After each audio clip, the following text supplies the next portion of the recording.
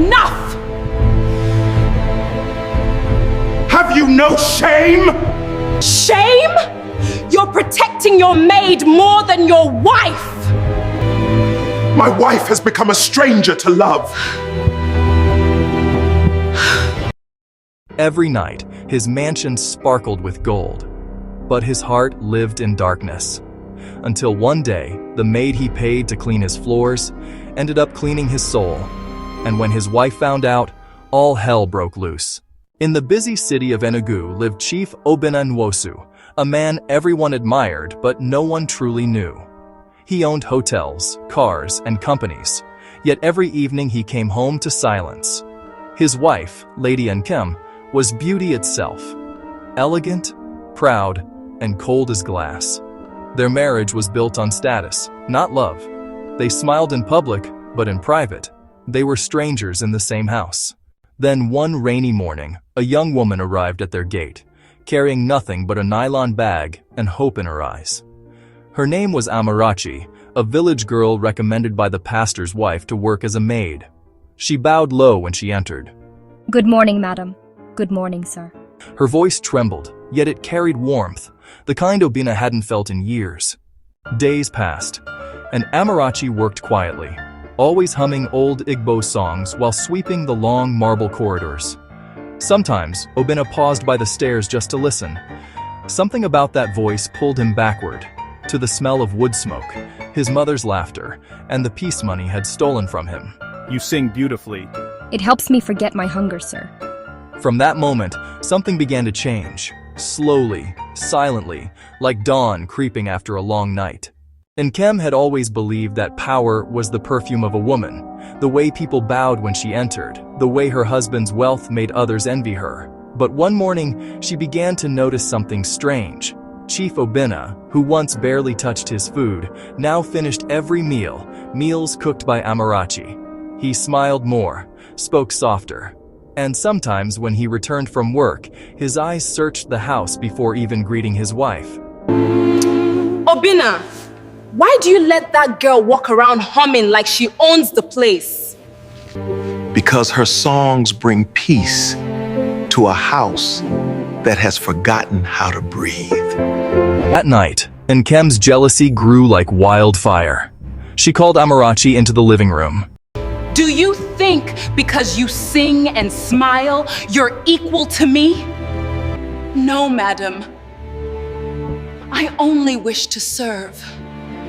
The seed of hatred had already been planted. From that day, Nkem made her life bitter, pouring away her food, shouting over small mistakes, spreading rumors to the other workers. Still, Amarachi endured quietly, whispering, Peace follows the humble, madam. One evening, as thunder rolled over the city, Obinna returned home early. He froze at the gate, smoke rising from the backyard. Nkem was burning Amarachi's clothes. Enough! Have you no shame? Shame? You're protecting your maid more than your wife! My wife has become a stranger to love. For the first time, the mighty Chief Obinna felt his world split into two, between duty and peace, between luxury and truth. Days turned into weeks, and the mansion that once sparkled began to feel heavy, like a palace built on heartbreak. Nkem stopped smiling. Chief Obinna avoided her gaze, and Amarachi, she simply prayed. But love, even when silent, cannot hide forever. One morning, Obinna's driver entered the kitchen and found the chief sitting at the small wooden table, drinking pap with Amarachi. No gold cutlery, no marble plates, just two people laughing softly like old friends. The driver stood frozen. By evening, the whole house had heard. By nightfall, Nkem did too. You have bewitched my husband using lemons! If kindness is witchcraft, then let her keep her magic. It's the only light left in this house. The words struck Nkem harder than any slap. She stared at her husband, the man who once worshipped her beauty, and saw no love, only disappointment. Tears filled her eyes, but pride wouldn't let them fall. So this is how it ends? No, this is how truth begins. The next morning, he packed his things.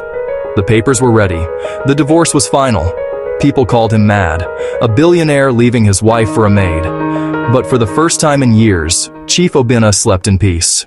Months passed. The city whispered, Chief Obinna left his mansion for a girl who once washed his plates. Some mocked him. Others pitied him. But he didn't care.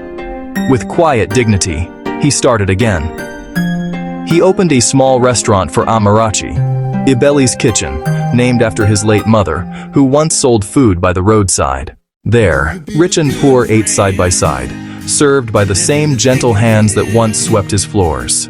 Amarachi never bragged.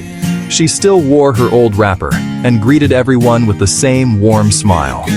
Sometimes customers would ask, Are you really the woman the chief chose over his wife? He didn't choose me over her. He chose peace over pain.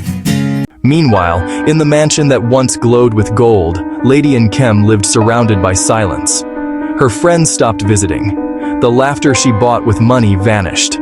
Each night, she sat by her mirror, staring at her reflection, and for the first time, saw not beauty, but emptiness. One Sunday morning, she walked quietly into Ibeli's kitchen. The staff froze. Amarachi looked up and smiled.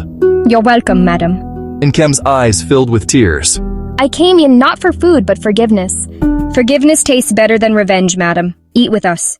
And that day, for the first time in years, both women shared a meal. Simple rice and stew, but seasoned with peace. As the sun set over Enugu, Obinna watched from a distance, his heart quiet at last. Sometimes, God breaks your pride to rebuild your peace. Moral of the story: never despise the one who serves you. Tomorrow, they might save your soul. Love is not about wealth, it's about peace. And peace is the true measure of a rich man.